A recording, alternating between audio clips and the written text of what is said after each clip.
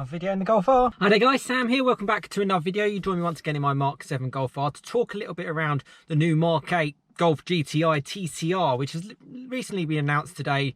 A little bit more details around the car and how it is actually coming and yeah, being reintroduced into the fleet after the Mk7. So I'll get straight into the video really. So yes, welcome back to another video. I hope everyone is all well.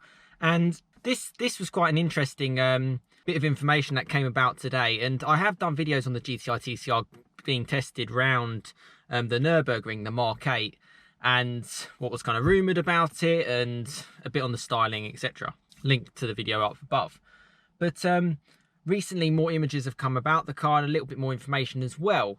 And yeah, it is quite interesting. And yeah, my kind of take on it all. First of all, the looks. I'll put up some images on screen as I'm talking. Quite a few images to go through actually. They look quite similar to, I did a video on a standard Golf GTI with an APR kit and it looks exactly the same as that. So if you're going to go for a TCR for the looks, there are other ways and potentially cheaper ways to go about it. So the looks are not like drastically different. Yeah, a few tweaks here and there, a slightly bigger spoiler, the usual TCR type of decals down the side of the car.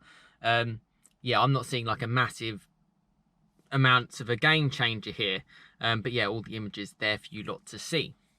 Now, what does the car come with? What is it all about? So 296 brake horsepower has been confirmed, so sits in between standard Golf GTI at 245 brake horsepower and a Golf R, which is likely to be about 310, the Mk8.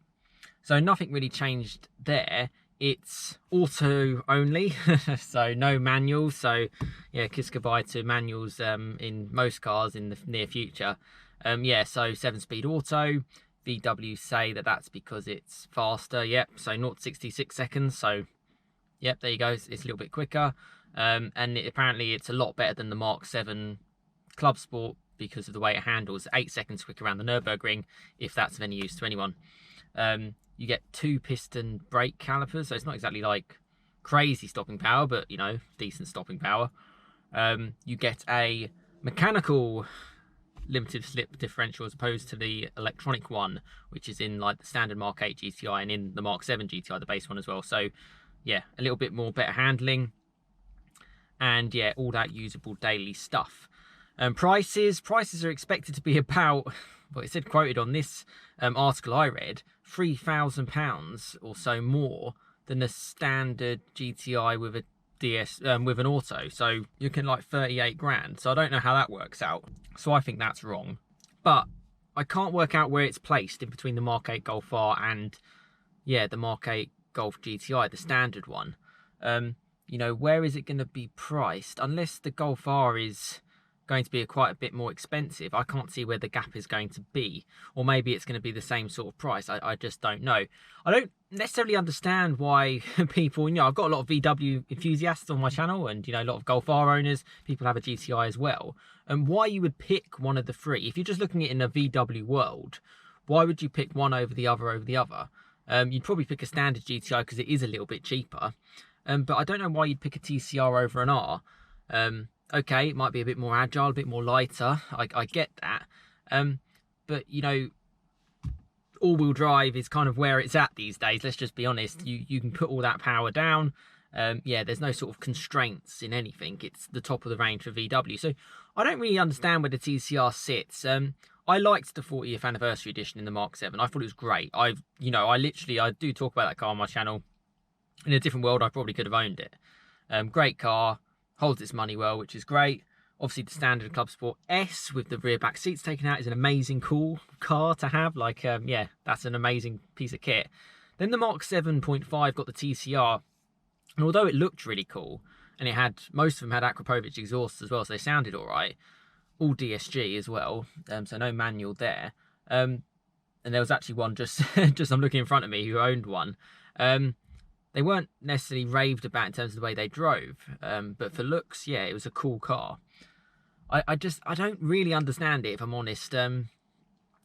You know, is it a car that you take around the track? Is that why they're talking about the brakes being like that?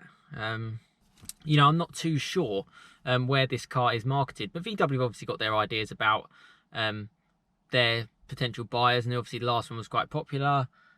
Yeah, I don't really understand it too much, and I mean, maybe let me know in the comments. You know, a lot of my subscribers on here know a lot about these type of cars. Why would you go for a TCR over a normal GTI or over a Golf R?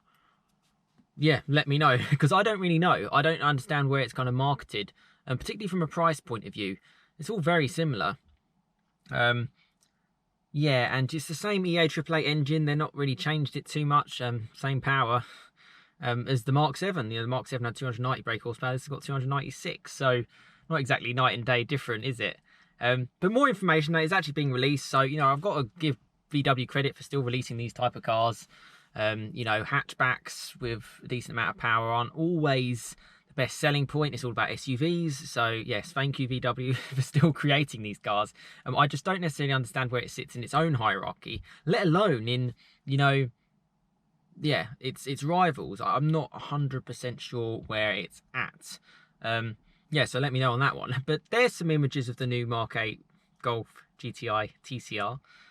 It's soon to be announced. Expect prices to be around the £38,000 mark in the UK. Expect it to be 0 to 60 in 6 seconds. Expect it to be pretty similar to the last one.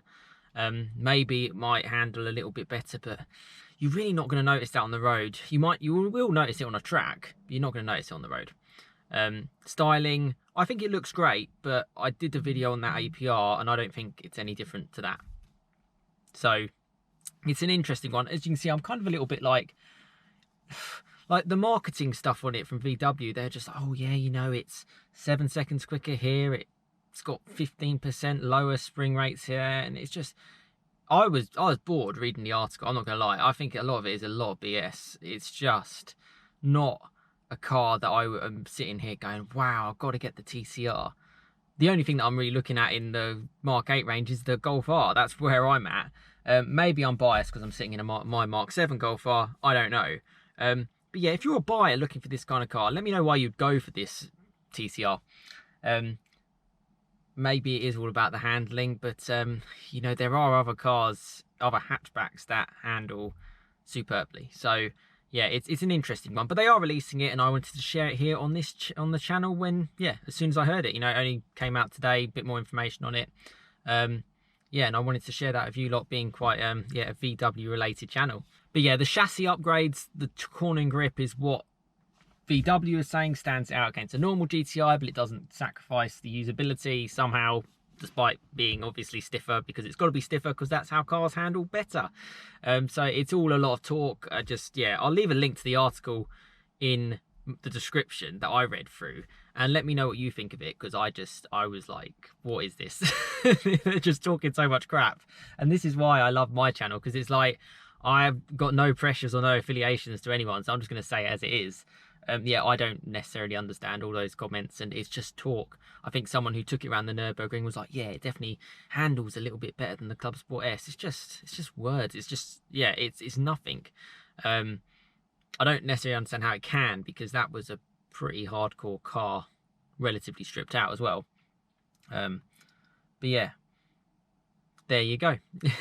The future's here. But anyway, another car to VW Mark 8's hot hatch selection. You've got plenty to choose from, and I'm sure plenty more to choose from. There will be, yeah, I'm sure there is a gap between a GTI and a TCR. There'll be like a GTI Plus or something like that.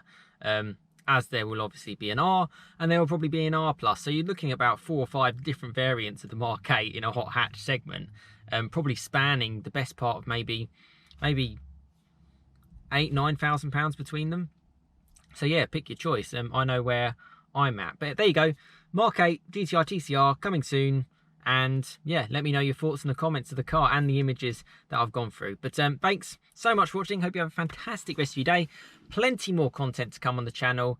And yeah, please give this video a like and a share if you've enjoyed it. It really does help. It, you know, yeah, it just helps grow the channel, and it's a community channel. That's why I kind of do it. And yeah, thanks for being involved and watching the videos.